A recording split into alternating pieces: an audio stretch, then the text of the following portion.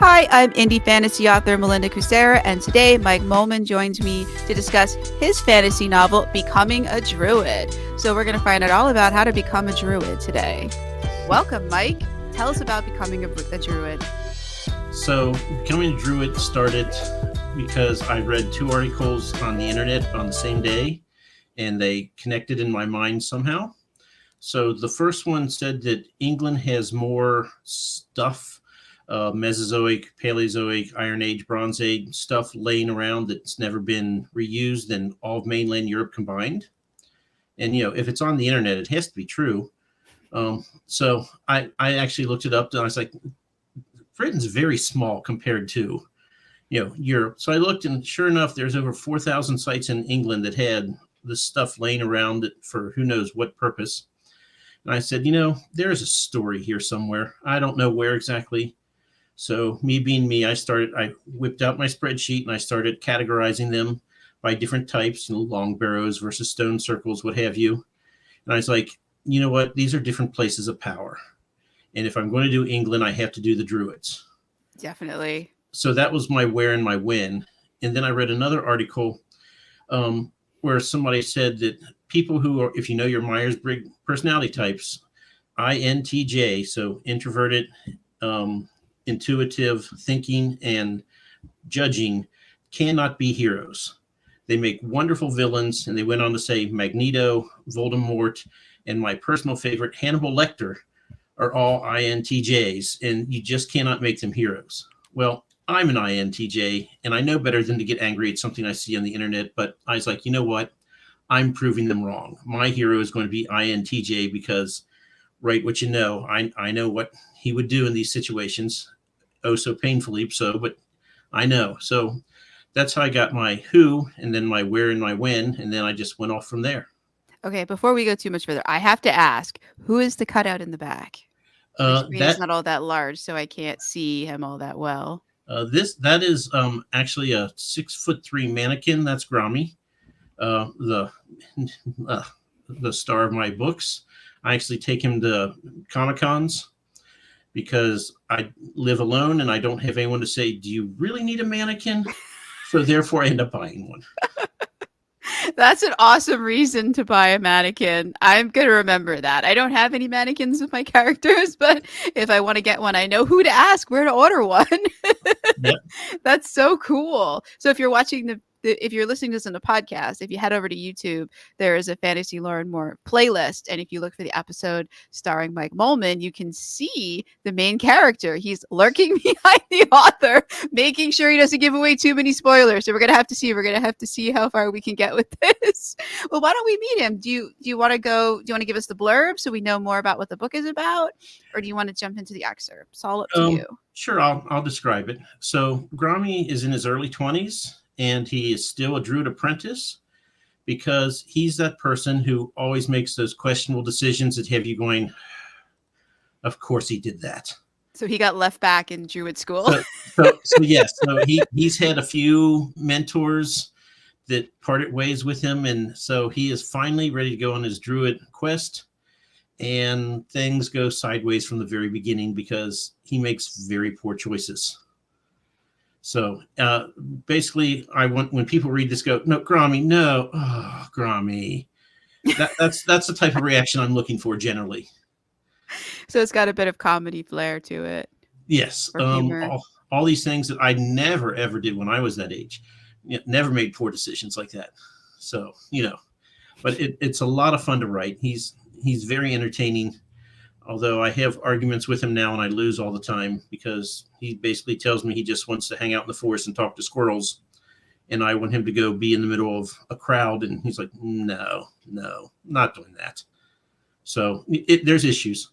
We're working through them. He's trying to prove the internet correct and you're trying to prove it wrong. Right. So awesome. And I lose the arguments of fictional characters all the time. Oh, me too. Oh, they gang up on me. I have a large cast, and so they have an unfair advantage. True.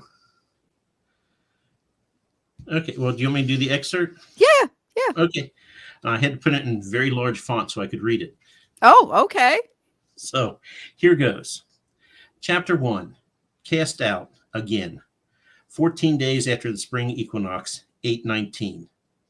Master Arthian, the preeminent animorph among the Protani druids and all-round blowhard, is angry at me again. Why else would he command me to turn into a woodpecker and capture a grub from the largest ash tree in this glade? I choose the great spotted woodpecker and lazily bounce into the air to a dying branch. I spot the telltale holes, and I start drumming into the wood with enthusiasm. In no time, I'm holding the larva as my prize. Adequate. He walks away from me as if this instruction bores him. It should. I've completed every challenge he's thrown at me for the last 3 months. The old codger has nothing left to teach me. Any reasonable mentor would have assigned me a quest by now. I toss the remains in his general direction and transform into a screech owl, gliding to the woodland floor behind him. Since he's not paying attention, I let out a screech for which the bird is known. Arthian jumps in fright. No, Grahme. He's always mispronouncing my name, putting emphasis on the end. Not another owl. You will never understand the intricacies of the forest animals at this rate. Satisfied that I did more than I was asked, I resume my human form. It's a warm spring day with a clear blue sky, the kind that's rarely repeated in this backwater place, accurately called Land's End. Will he waste the whole day with his useless prattle? He's managed to distance himself from me. From experience, I know he wants me to run and catch up with him so he can feel important, but I have a better idea. I transform into an eagle owl and silently glide along just above him. When he doesn't hear me come running like some child, he thrusts his head around to see where I've gone. I continue to circle him. It's only after he spots my shadow that the old fool pieces it together and scowls. You will never appreciate the other animal forms if you continue to fixate on owls. I land next to him and stare. Owls are so stoic by nature. There's no chance of him reading my disdain while I'm in this form. He turns his back to me and continues his meandering instruction. You will miss the beauty of the other animal forms, like the lynx, the squirrel, the boar. I leap into the air and change into a lynx before I touch the ground. He doesn't notice, of course. I run soundlessly toward a 100-year-old elm. I spring to the base of the tree, and I'm a squirrel by the time I reach it. My fluffy tail extends outward to keep my balance. I chitter as I run 2 rings upward around the trunk. I scurry out along the branch above Master Arthian's head and change into a boar. In retrospect, this was probably a mistake. Each transformation must involve changing back to my human form before another animal, but I can switch so fast that I don't even notice. My hooves slide sideways with every step, and I lose my footing and my stomach smashes into the branch. I let out a surprised squeal. Falling on his head would be too much, even for me, so I convert into a tawny owl and spiral down in front of my mentor. All this morphing has sapped my energy, and I'm in need of a nice long nap, perhaps in a sunny pasture. Hopefully, my changing into another owl will send him storming off in a huff. Arthian snarls his disapproval upon seeing me. He transforms into a massive brown bear and emits a guttural roar. I anamorph back into my human form and avoid eye contact. I prefer this type of scolding. Later, he won't be able to obsess over whether I remembered his every word. He rears up on his hind legs, towering over me. Lowering his head, he hits me with a blast of fetid breath. It's unpleasant, but I stand my ground and wait for him to recover his wits. His forelegs crash back to the ground, and his head lands in my chest with enough force to send me somersaulting backwards. I stop at the base of the elm. I could have been knocked senseless. I stand up and glare at the clumsy oaf. Instruction is not supposed to include attacking while in animal form. He approaches me, still grunting his displeasure. I advance toward him and swipe with my massive left paw. I don't recall changing into a bear, but this will make for a fair fight. He growls and bites down on my neck. I twist violently and break free. I clamp down on his shoulder and gain leverage along with a mouthful of fur. I force him down on his back and stand over him, refusing to release my hold. All 4 of his legs push upward against me until he manages to break free. He rolls over and runs to a rocky outcrop. I wait. He must transform back first since he was beaten. It's the accepted practice of the animal duel. He vocalizes his anger from above and refuses to yield. I roar in response and start toward him. I will make his defeat clearer. From the canopy above, a raven touches down between us and fixes me with an impassive gaze. Never have I seen such temerity from a creature so small. I stop and sniff at the odd bird. It transforms into Boswin, the Lord Protector of our holy site, Manantol, and the undisputed Druidic leader of the Land's End Peninsula. His tattered robes give barely a hint of the white color that's worn by all druids. That is enough, he commands. As you say, I repeat as I regain human form. In my haste, I change back while on all fours. It looks as if I'm trying to kiss his feet. Arthian roars in defiance before changing back. Boswin, it is good you are here. Don't let his fake deference fool you. I renounce this novice. With every word, his finger jerks towards me. He will get no further instruction from me. What do you have left to teach, you old fool? Boswin silences me with a single upraised eyebrow. I've overstepped again. He turns to Arthian with great solemnity. Your words have been heard, and the covenant between you and young Grahme is no more. I will personally see that everyone in Land's End is made aware of this, Arthian says with glee. Your failure will be known far and wide, I promise you. Is that how you teach your students to act, Arthian? Boswin asks. Say the words, Boswin. I want to see the final blow to this young fool's ego. Tell him that he's forever banned from becoming one of us. Arthian, you are free to take your leave, Boswin says with finality. Now. Undaunted, Arthian basks in his victory before turning into a screech owl and flying away. His victory cries injure me more than any bear attack could. Am I to go also, Lord Boswin? My shame pulls me inward so tightly that I'm convinced I will dissipate from this existence at any moment. Yes, you are to go north and east with me to my camp in the woods of Dartmoor. I will finish what Masters Arthian and Gwalather have started. You know of my time with Master Gwalather? I do, and I name you Grahme of the Three Chances, for your fortune is greater than one so prideful has any right to expect. Thank you, Lord Protector. I promise to make the most of this chance. I keep my gaze downward, afraid to meet his eyes. Then stop staring at the ground and keep up, or you shall miss your third and final chance. He turns into a gray-faced rook in mid-stride and takes off for the northeast. Smiling, I follow as a tawny owl. The freedom to soar in the air on a sunny day fills me with unbounded joy. I catch a bit of a thermal and rise even higher in the sky. There will be no more petulance from Arthian, and I get to learn from the greatest among us. This is a perfect day. The old man banks hard to the left and drops in altitude, but I follow him easily. He flies over the river Tamar and trumpets out an alarm call. Below are rooks and jackdaws, busy foraging for their next meal. The air beneath me transforms into a blanket of black wings and murderous intent as the birds rise to attack me, their natural enemy.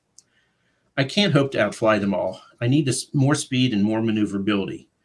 My mind feels fuzzy, no doubt from too many transformations today, but with the encouragement of certain death approaching from below, I'm able to focus and transform once more. I change back to human and drop halfway to the ground before I can assume the shape of a swift. This is exactly why we're taught not to change in midair. I turn right, drop until I'm skimming the ground, and bank back to the left. I've managed to confuse my pursuers as I open up a gap between us. Having lost sight of the owl, they're more than willing to give up the chase. A lassitude falls over me, but I can't rest yet. A swift is not my preferred choice for the journey through the swift shifting winds, so I follow Lord Boswin's lead and become a rook. Feeling equal parts exhaustion and exhilaration, I give mute praise to the crafty old druid. Already he is more clever than either of my previous instructors. I accept the challenge, old man. We sail over the gorse and heather-covered expanse of the upper moor until we finally reach a narrow ravine. It's filled with moss-covered rocks and old, tortured trees sprouting from wherever soil manages to collect. The gusting wind buffets me hither and yon. Is it always so bad? Boswin flares his wings, changes back to human form, and drops the last few inches onto his feet. He turns and awaits my arrival. I had expected him to keep moving, so I have to yank back abruptly on my landing.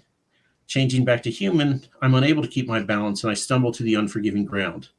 Once again, I'm staring at his feet wrapped in well-worn leather shoes. Did you know the significance of my gray beak when I changed into that bird? You chose a rook instead of a raven, which you chose when you entered the glen, I say before I rise. I can't help but let out a huge yawn. Getting to my feet takes most of my remaining energy. And after my choice of bird, you chose the form of its mortal enemy. I did not think of you as my enemy. Then you must practice your thinking, because if you'd listened to your old master, you would know that not to upset the natural world without cause. That one mistake could have proven deadly. As you say, I grin despite the tongue lashing. Never again will you catch me unaware. And what is the effect of too many transformations in one day? I yawn again. Each transformation saps your energy, both mentally and physically. After too many transitions, the mind fails to remain sharp, and the transformation can go badly, resulting in permanent change, injury, or even death. Any other side effects, assuming you avoid those three? It also makes you sleepy. My heavy eyelids are evidence of this. It does, and it also deadens your appetite. What other signs are there that you've overextended yourself? You fall over in exhaustion? I'm not sure what the old man wants me to say. Beyond being tired and exhausted, one will exhibit tremors in the limbs. Raise your arms out in front of you. I force my hands to stay still, but we both watch as my arms betray me. How do your legs feel? Very heavy. He purses his lips. You are accomplished as an animorph. What of the other skills of the druids? I'm also accomplished in potions and salves. So Master Gwalather was unjustified in releasing you? I should not have struck him, despite his provocation, I admit, but my skill is undeniable. I dare not say more. Boswin walks towards a fire pit outside his hut. He inspects it before turning back to me. A second hut is filled with firewood and other basic supplies. I have, or at least I used to have, frequent visitors, so I had need of a good store of dry tinder.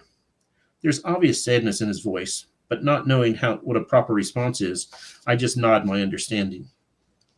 What are the other druid skills? He says in a clipped manner. Runes? I do not see the need to carve ancient elvish letters into tree bark. He raises his eyebrow at my answer. This is my last chance. I'm going to be honest. Animal lore?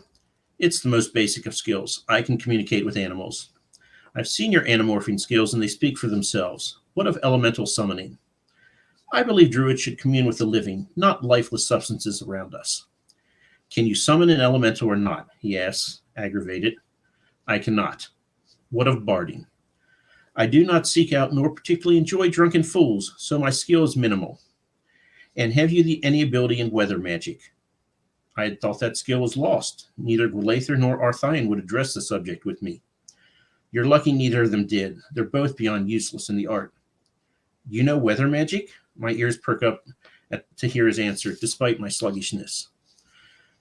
I will teach you weather magic. I can't hide my smile. The chilly, damp wind from the west picks up, reminding me that the moorland is much colder than the land below. I had no chance to retrieve my wool mantle this morning, and now the wind is numbing me to the bone. I rub my arms to ward off goosebumps. Thick clouds are rolling in from the coast, threatening heavy rain. If I could control the weather, would I live in such a miserable place? Boswin sees me glancing at the clouds. As in most forms of magic, restraint is usually the proper answer. He must have read my mind. I yawn again. I have overtaxed myself today. Seeing my waning energy, Boswin extends a hand, pats my shoulder. You're overly tired from your exertions today. I nod, torn between the warm fire and the empty hut. A nap would do wonders for me. If you were to sleep now, you would wake up half-starved and unable to learn tomorrow. I continue my mindless nodding. Whatever you say, old man. Time is precious, so once more, show me that swift of yours, and don't come back until you've eaten your body weight in insects. But that could take until dinner. The folly of your display today will be hammered home quite well, I expect. The audience over, he turns his back to me and tends the fire. And that is chapter 1. Wow, there was a lot in there. So yeah, he's early 20s, bad decisions, doesn't respect authority. Yeah, a lot of fun to write. I loved writing this character. And I did have that reaction, like, oh no, don't do that. and he every time the shape shifting and keep ending up on his knees, that was kind of fun. Like he knows that's not the right thing, and just keeps doing it. It's like, no, don't you learn? And I saw something in your blurb that I wanted to ask before I forget. Something about a despotic druid turning everyone against him. Doesn't sound like this druid's going to have to work all that hard. It sounds like Grahme's turning people against him all on his own. So can we talk about that despot? Because that's kind of a neat twist. Sure. He the despotic, it's a mage, and Grahme's quest takes him into the mage's keep to secure something, and he is not clever enough to get out without being spotted. So mage comes out to chase him all over southern England to get his stuff back. Oh. And Now, okay, go on. oh, I was going to ask what the difference between a mage and a druid is. so druids are all nature magic. In my books, the druids have forsworn all metal because you're stealing from the earth. So they refuse to use any iron, no coins, no metal weapons, nothing. That's why Grahme behind me here has a bone knife in one hand and a quarterstaff in the other, because they can't use any metal. So they can't buy or sell anything because they don't have coins. Mage, on the other hand, he's from a different kingdom, and he's trying to get more and more powerful, collect minions under him, and take over more of the land. So he's more than willing to use metals, and is able to mind control people to do his bidding for him. So it's always interesting when you're out there, when people start acting strange. Are they acting strange, or are they under his control? So Oh, wow. Sounds like Grami's up against somebody pretty powerful. So what made Grami want to be a druid? He grew up that way. In the second book I put out, I actually have a couple short stories talking about how he became an apprentice. And he's actually one of the rare ones the power start manifesting just on his own without being trained, because he had an older brother who used to beat him up. So he found a way to change into a mouse to hide from him in the granary. And then he's like, what was that? I'm glad I didn't get beat up, but what happened there? And so that was kind of the path. And then later others found out, and then Arthian and Gwalather were the two who found out first and were arguing who gets to be his mentor. Well, they both get to, and they both end up renouncing it. So does he go through all the available druid teachers, and they're all like, nope, done, tried that, didn't work? he's on his last legs. It's that, or he's going to go be a farmer. So you'd think that he would act a little better, but that takes more forethought than Grahme has. So well, maybe later in the series he'll have a little more forethought. Who knows how he'll develop.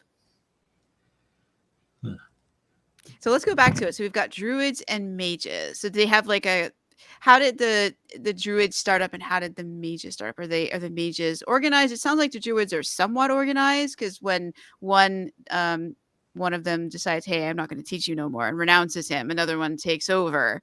So it sounds like there's some organization. So I'll go a little bit more of a deep dive. It starts out, it's year 819. So the setup is, and my whole story takes place in England and Ireland. They're called the Elder Islands, and there were 5 elder races there. They made the mistake of letting humans come over. Humans started spreading. They said, you know what, we're going to leave. We're going to leave for 1,000 years, and you'll either grow up as a race or else you'll kill yourselves. And in 1,000 years, we'll come back and we'll see what you've done. So this is 819, so 819 years after they've left.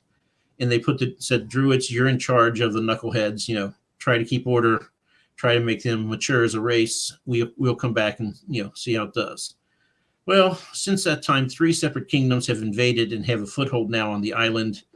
And the Druids are in perpetual, let's get all the petty kings together and fight the invaders. And the petty kings but he insulted my mother, 14 years ago, and that has not been repaid. We'll go to war with, so it's all petty kings who want to fight each other, and they're ignoring the kingdoms who've encroached on the land. And the Druids are basically trying to herd cats. And Grahme. They're hurting the cats and Grahme. And now Grahme is joining the ranks. So what could possibly go wrong? But so that is the history. And the Sauron, which is the Obsidian Lord, is the mage who's chasing Grahme in the book. They're the Sauron. They can control minds. That's their racial ability. And then the Wagesta were Druids, but they decide to take up using iron. So their Druid magic is gone, but they know the giant's runes. So they throw runestone, say the magic word, and the spell happens. Oh, so that's cool. So that's how their magic. And then the Tuski are demon summoners. So they just summon the demons, and as long as they stay within their circle, they're protected from the demon. And I before I started, I tried very hard to, everyone's abilities, no one can be all powerful or else they'd be in control. So every system has its pluses and minuses. And so I really worked hard to balance the magics before I ever started writing. And so this one, you'd only deal with the Sorum in book 1, and then later on we'll go to the other ones and basically introduce the land, and then it's going to end in a cataclysmic battle, of course. So, Oh, of course, it's epic fantasy. There needs to be a right, cataclysmic battle somewhere in there. exactly. So, how many books are planned for the series? So 7 books. Oh, I originally planned 4, and I wrote book 1, and I wrote book 2, and Grahme had other ideas about and book and 4.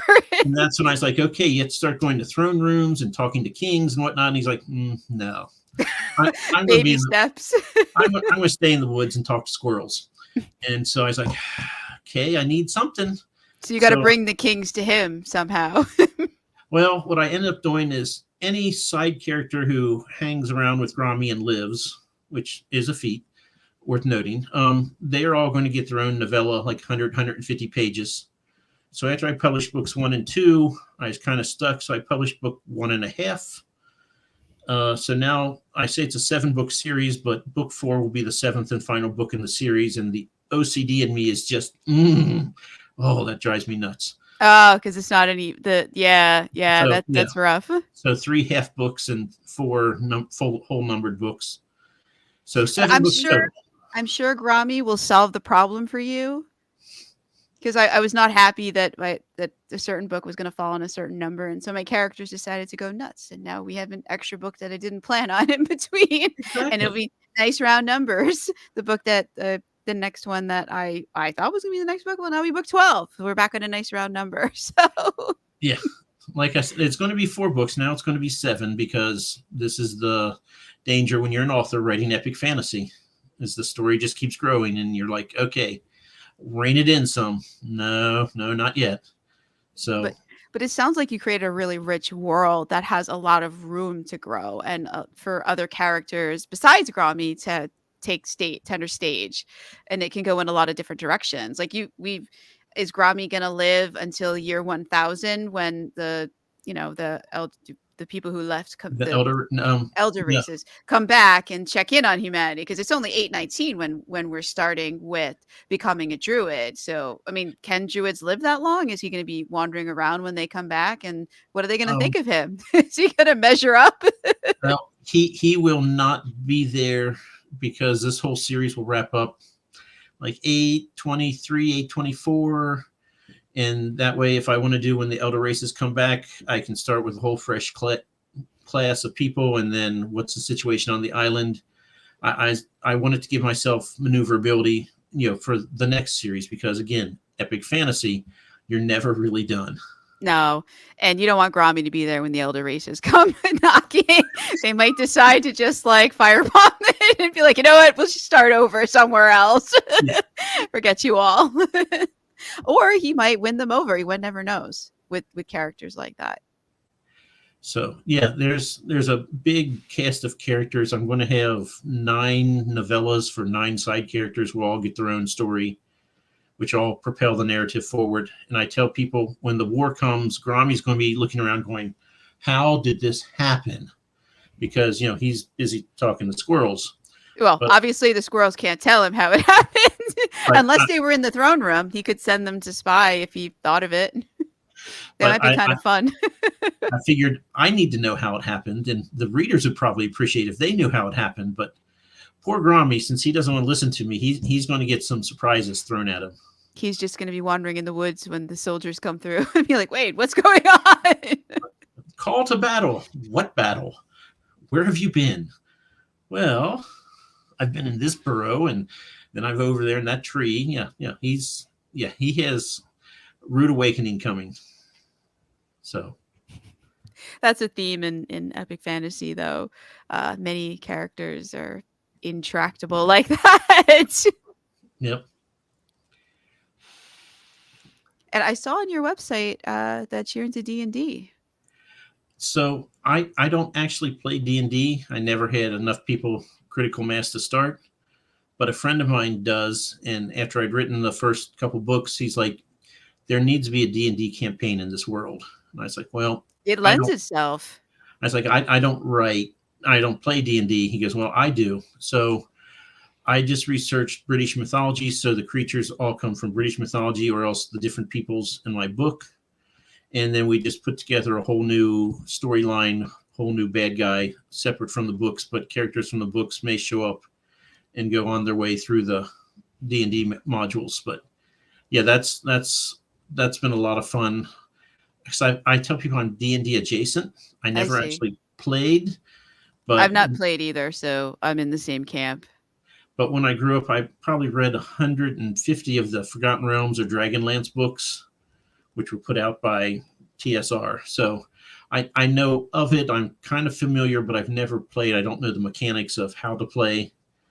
So yeah, it was a lot of fun. And then we'd be sitting there and just come up with a crazy idea, and we'd laugh and go, that's too no, we can absolutely use this. So it's really fun. It sparks creativity, and I've not actually had anyone give me feedback yet on the game saying they finished the whole campaign. But when I talk to people, they get pretty excited if they're D&D people, like, so I can play it. I'm like, they're totally separate. So if you read the books, that does not help you with the D&D campaign. Trust me, and vice versa. So Can you play Grahme in the D&D campaign? I keep telling my friend who co-wrote these with me, I'm like, I've never played D&D. I want to play these. And he's like, you can't. You know everything that happens. I'm like, I'll be a barbarian. I'll just point at something, go kill now. I will not make any strategic decisions. They will have to be like, no, come back.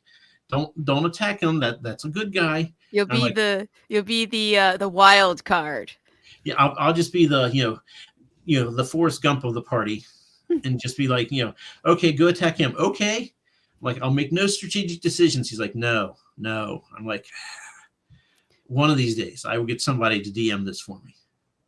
You'll have to wear like a mask so like your facial expressions don't give anything away and send them in another direction. So it's pure, like you can be the pure chaos demon. So, and for doing all this D&D, the reward for my friend who did all this is I wrote him into the book as one of the characters. You could put the module, was it Drive Through Fiction has a RPG arm, and Yep. yeah, you guys could put it on there, and that would give it more exposure. We're waiting. It's 6 modules total. Will be the whole campaign. The whole story will be done, and he's given me 5, which I need to edit, but I've been really busy. And 6 is supposed to be done this weekend, so I will have the last 2 in my hands to finish. And once it's finished, then we're definitely going to go to Drive Through RPG, and then there's a bunch of comic book stores I'm going to try to put it in as well.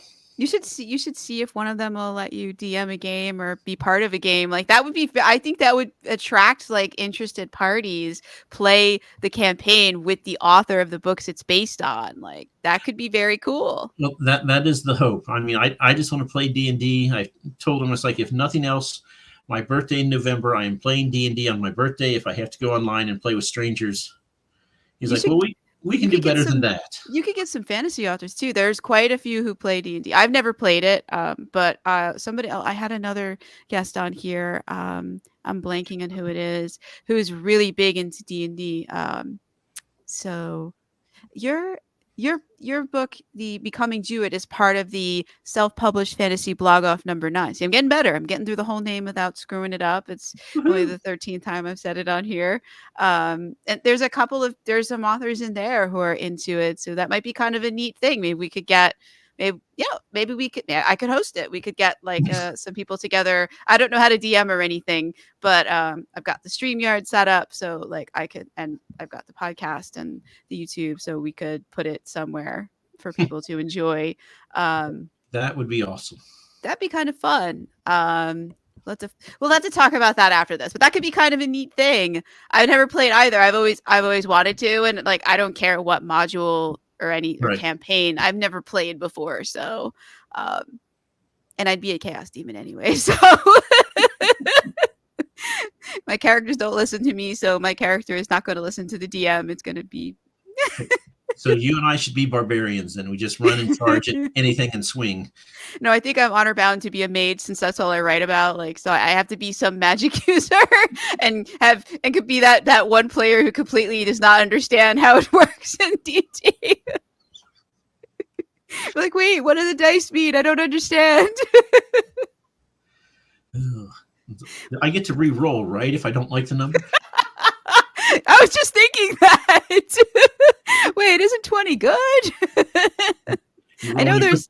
you put your hands over top of the dice so no one can see it, and you're like, Yeah. no, we'll try again. Wait, you mean it's not like poker? You have to show everybody with the dice. Say, wait a minute. I don't know if I'm into that. Is that in the rules?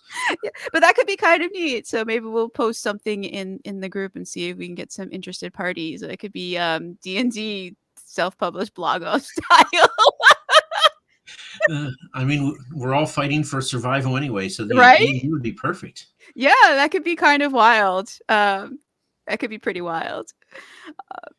Yeah, maybe. I mean, it's the summertime. It's when you do crazy things, and we're fantasy authors, and especially those of us who write like fantasy. Like, I feel like there's like that like silent expectation that we should have read all the D&D stuff, have played it, know all about it, and be involved in campaigns. And I'm like, no.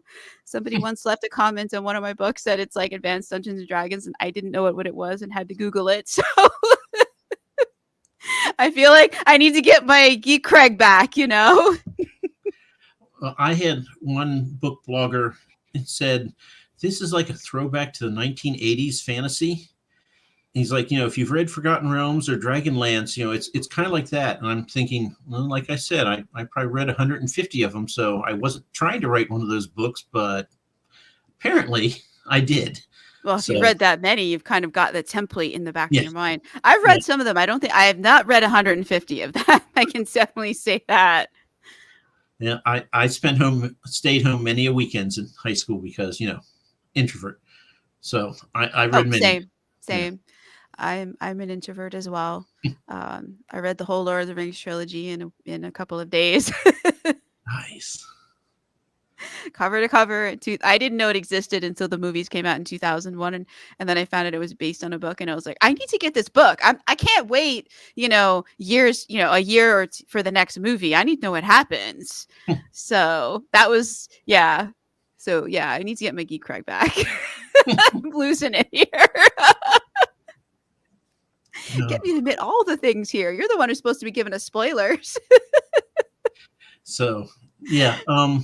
And it's funny because when I wrote the first book, I was like, you know what? I'm going to do fantasy, and it's just going to be humans. There's not going to be any mythical creatures. And it's not much of a spoiler because on book 2, there's a centaur on the cover. So that did not last. So Grahme that's why he's standing behind you, staring at you. It's supposed to be all humans, and you got me with a centaur with a double scythe. I'm talking to him like, yeah, well, things change. So one thing that I do need to ask is if they can't carry money, how does he like get food to eat? Like, is he eating the grass in the forest and picking berries and living on that? Or is he, what do you barter when you're a druid? Like how do you like, can you take us through like sort of the day to day of that? Like if you can't carry metal or money, like how do you eat your food? You can't use, I guess you have to have wooden cutlery. So I kind of very, very loosely, I don't want to offend people, but the Buddhist monks who go around in the morning and collect food and people give them food because it's their honor to give food to the monks. It's kind of that way. People are more than happy to give something, tribute to the Druids, because the Druids, and I did as much research as I could on, Druids. They were the judges. They were the lore keepers. They didn't have a written language, so they had to, memorize everything. They were, the religious, the judges, they consulted with kings and advised them. So they were really well respected, Grahme notwithstanding.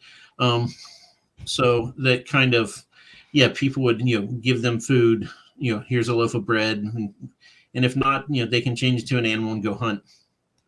So I leaned into the Celtic a lot, as much as I can in the fantasy world. But the one thing that I thought was really interesting was Celtic society was very much a heroic type society.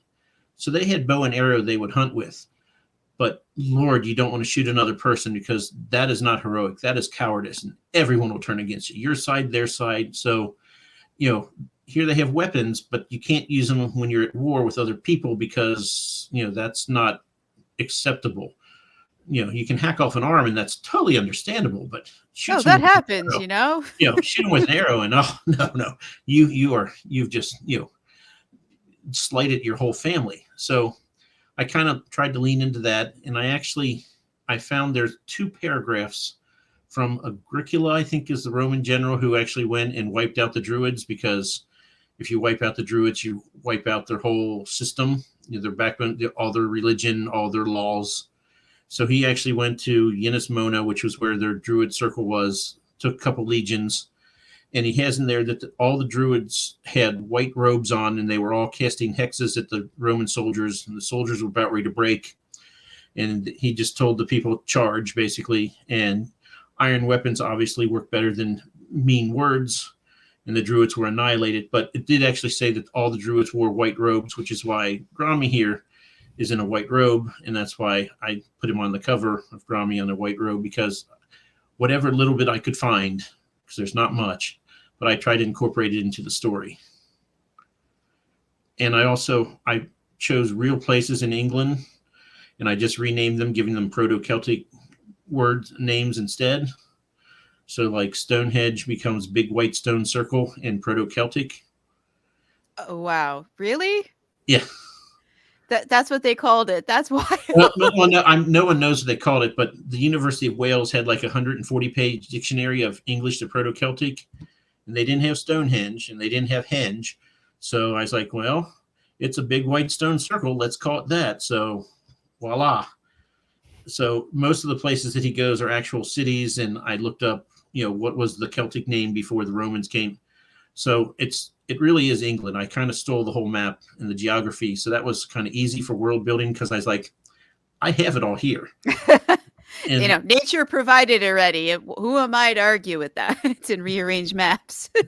and then most of the names were, for cities at least, were already there. I was like, hey, I don't have to think up names. Great. So yes, I kind of leaned into it, and I just keep waiting for someone to go, you say that in Bath, England, it was 43 degrees in October, and the real temperatures, I'm waiting for someone to come nail me with something I just got totally wrong. But it hasn't happened yet, so, maybe it won't happen. But, hey, let's put it out there to the universe that it won't happen. So, yeah, there's going to be a lot that happens. I'm kind of, the different kingdoms that have invaded, I kind of take one book at a time. We go explore this one, then we go to that one, and I'm setting the table. And then, like I said, at the end will be a battle. And they're all on the island of England. We don't get anybody coming from the continent or anything. So all the petty kingdoms are on that island. Right. As well, Ireland or England. Yes. Yeah. So, or either. Yeah. Yeah. So, and it always bothered me when I read fiction, if you include this wonderfully detailed map and then everything happened in this city or that city, and nothing. And I'm like, but what about the rest of the map? That's why I don't have maps. Everything in my books takes place in like one city. So there is no map, because it's all in the one underground city. There's other places we hear about, but we don't go there. So you don't need a map to know where it is, we haven't gone there. I can't get the characters to leave the city and go there. But go on. It's great to know that you have the map and you're using the map, and it's in the story. So I have the map, and I've just looked, what happens here? I don't know. Nobody's gone there. Perhaps. And so between the D&D or else and me writing the books, I'm like, I want to explore at least most segments of the map. This past weekend, when I should have been writing, I ended up coming up with 7 pages of notes for the Merfolk Society. Mermaids don't show up in this series at all. They're one of the elder races who left. But I just know I need to know about society. How's it set up? So I have 7 pages of notes, including maps and where their cities are and who they're. And I'm like, you got to put them in somewhere now. I'm like, that's going to have to be another series now. This will never end. I thought I'd finish this 4-book series and I'll move on. No, I am never leaving this world. This is what I'm learning. They have plans for you, the elder races. You're fulfilling their prophecy. You just didn't know it. Yep. You are the foretold author who will tell all of their stories. Yeah, like I said, it was going to be 4. Now it's up to 10 books, and then I got a couple spin-off series. It will never end. No, it will never end. They will never let it end. When you think you've got the last idea, they'll be like, and there's this. And that's when they gang up on me. Yep. Yeah. You forgot about this detail. And what about this part of the map? You haven't been there yet. Yep. Yeah. And they'll tell you that there's something very interesting there. You should go there. You should check it out. And you do. And then you have another 4-book series. Yep. And I get on my website and, oh, look, all these old things from the past ages are just lying around there. What do they mean? I know. Yeah. It will never end. This is No. what I'm learning. No, and that's a good thing because you've created a world that's very rich.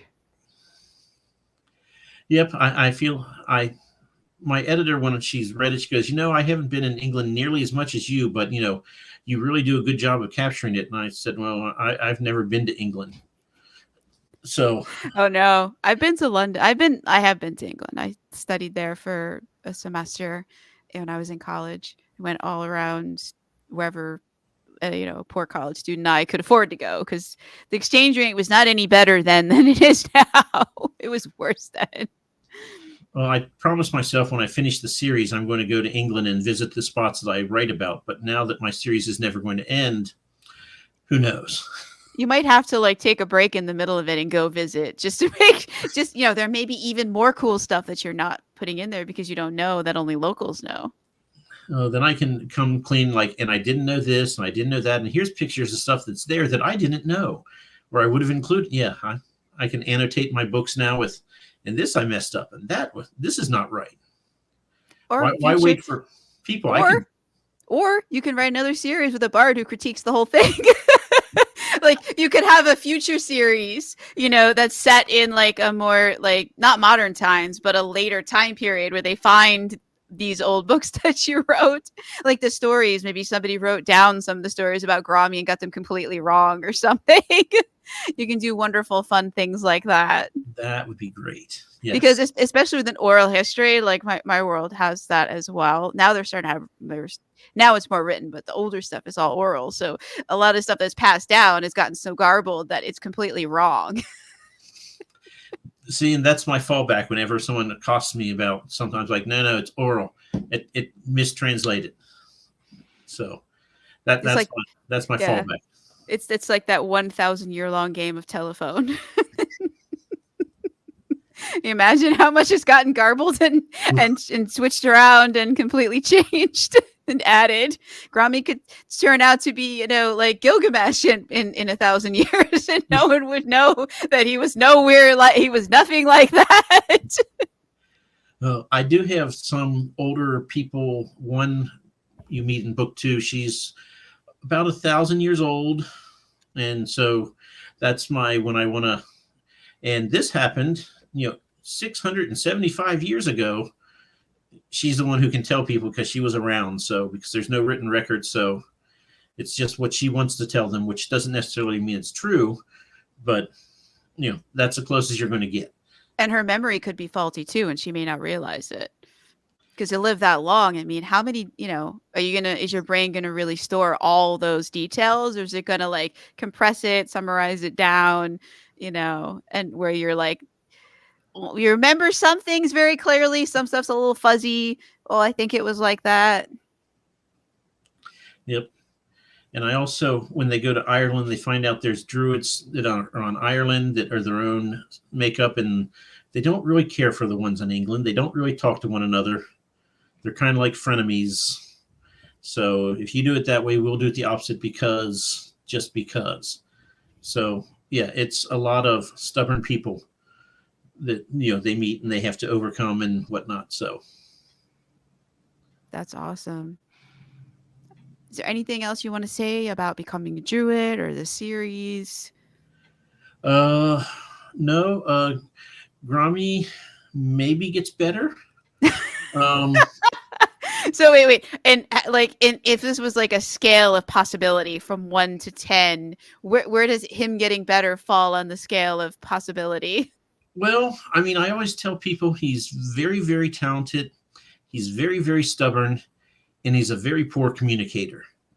So he'll get older and he'll have more knowledge, but he doesn't really like to he doesn't communicate well. And he pretty much is, no, I've decided what's the right way. I haven't told you yet, but so I don't know why you're not doing what I want you to do.